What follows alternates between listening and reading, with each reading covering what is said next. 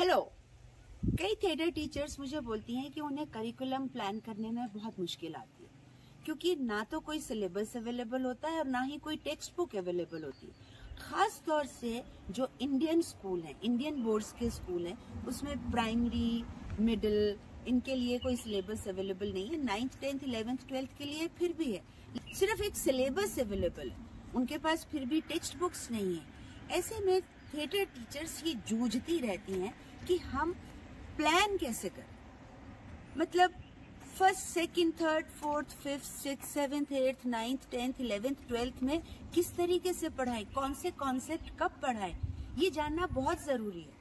कि आपको age appropriate concepts पढ़ाने पड़ेंगे। तो आप ग्रेड 1 में क्या पढ़ाएंगे जो कि ग्रेड 2 में जाकर रिवाइज कर सके।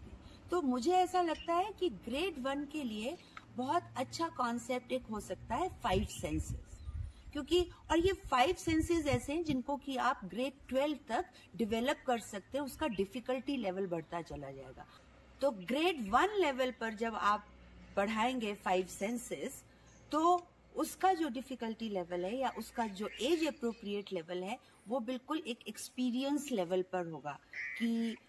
वो अलग अलग तरीके की चीजें छुए, आप अलग अलग तरीके का सामान ला सकते हैं, आप सिल्क ला सकते हैं क्लासरूम में, आप खद्दर का कपड़ा ला सकते हैं, पत्थर ला सकते हैं, मिट्टी ला सकते हैं, बर्फ के क्यूब्स ला सकते हैं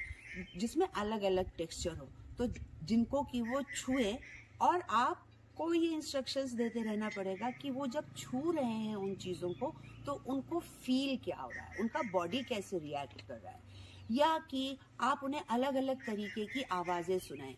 जो कुछ मेलोडियस भी हो सकती है, कुछ नॉन मेलोडियस भी हो सकती है, कुछ ट्रैफिक के साउंड्स हो सकते हैं, कुछ डेंजर वाले साउंड हो सकते हैं, चीखना, चिल्लाना। जब वो सुन रहे हैं तो आपको उन्हें इंस्ट्रक्ट करना पड़ेगा कि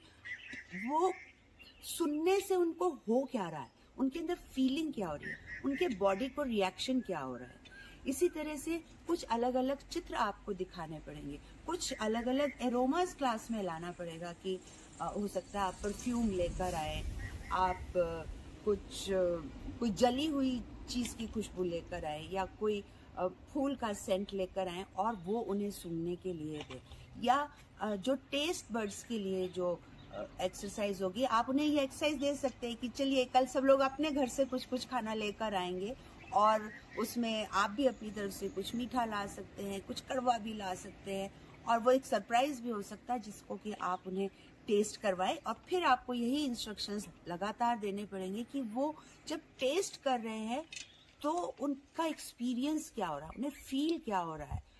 और अब जब ये हो गया, इसके बाद में आप उन्हें इस एक्सपीरियंस को रिक्रिएट करने के लिए बोल सकते हैं कि जो उन्होंने एक्सपीरियंस करा उस वक्त में, जो उन्होंने ऑब्जर्व करा, जो उनके दिमाग में हो रहा था, जो उनके शरीर पर हो रहा था, जो उन्हें अनुभूति हो रही थी या जो भी सेंसेशंस हो रहे थे, उसको वो रिक्रिएट कर सकते हैं। और वो रिक्रिएट करते करते आप उन्हें एक बच्चों को इम्प्रोवाइजेशन भी दे सकते हैं कि चलो अब इसके ऊपर एक कहानी बनाते हैं। तो इस तरह से आप अपने कॉन्सेप्ट्स जो है वो ग्रेड लेवल पर डेवलप कर सकते हैं और धीरे धीरे उन्हें बढ़ा सकते हैं। और यही 5 सेंसेस अगर आप ग्रेड 10th में पढ़ा रहे हैं तो उसका जो स्टाइल है, उसका जो डिफिकल्टी लेवल है वो अलग हो जाएगा।